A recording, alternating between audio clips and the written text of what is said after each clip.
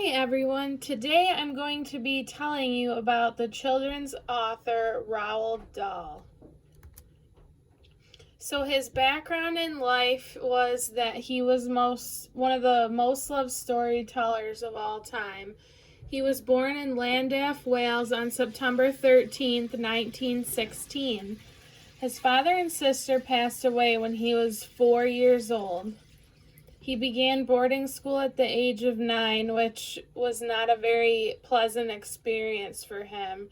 And in his book entitled Boy, he details his life at boarding school. At his boarding school, students were invited to test chocolate bars. This was his inspiration behind Charlie and the Chocolate Factory. He also enjoyed playing games and pulling pranks. He had a wonderful relationship with his mother. He wrote to her every single week while he was at boarding school. He worked at an oil company until World War II. He was a Royal Air Force member until the age of 23. He was a fighter pilot and a spy in World War II. He suffered extensive head, nose, and back injuries in 1940. His injuries were due to a crash he experienced in the Western Desert. After 6 months recouping from his wounds in Alexandria, he returned to activity, taking part within the Battle of Athens. Afterward, after a posting to Washington, he provided intelligence to M16. He married an actress in 1953 named Patricia Neal, and they had 5 children together. They were married for 30 years before divorcing. He remarried a woman by the name of Felicity Crosland. His second wife is responsible for keeping his legacy alive by keeping his 2 foundations running, Roald Dahl's Marvelous Children's Charity and the Roald Dahl Museum and Story Center. In 1960, Roald made a difference to concoct the Wade-Dahl till valve, provoked by the need to lighten the head wounds endured by his child after a mishap in New York. Roald Dahl passed on November 23, 1990, aged 74. He was buried within the area church of St. Dwindle and St. Paul in Great Missenden, the Buckinghamshire town where nowadays the Roald Dahl Historical Center and Story Center proceeds his extraordinary mission to astound, excite, and rouse eras of children and their parents. Roald's craft as an author was that he used humor in his stories. He had a wild imagination. He also wrote some stories that had more scary elements to them. He used very descriptive writing, figures of speech, and the characters truly came alive on the page.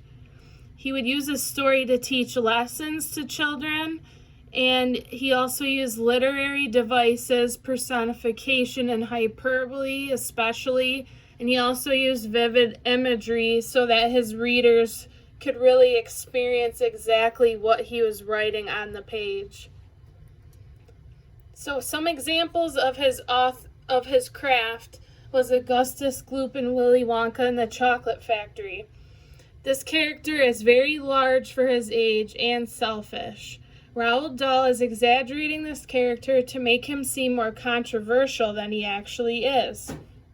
In James and the Giant Peach and the Twits, there are frequent uses of sound words, funny poems, and interesting adjectives. Willy Wonka and the Chocolate Factory, he uses rhyming, puns, and hyperbole, which makes it a really engaging read-aloud for children. I took this quote from one of my references. It says, "He also loves to twist words and play around with a sentence structure, such as using bitches in dialogues instead of witches to portray the high-pitched, screeching voice of the witches. His humorous poems, which sound sadistic at times, are mostly found in children's books. This adds a touch of wackiness to the stories. Such can be found in Charlie and the Chocolate Factory when he uses them to make fun of the characters when they meet with different accidents." And that is from Sumner. So this right here is a picture of some of his really popular books he's written. The ones that stand out to me are Charlie and the Chocolate Factory, as I've seen that movie many times, as well as James and the Giant Peach and Matilda.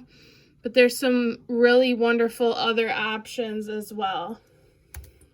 And these are all of the references that I used throughout my presentation.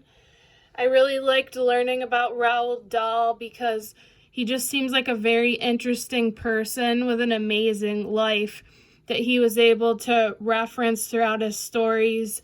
And he also has a wild imagination, which I liked learning about. And I also would love to use a lot of his stories in my classroom in the future.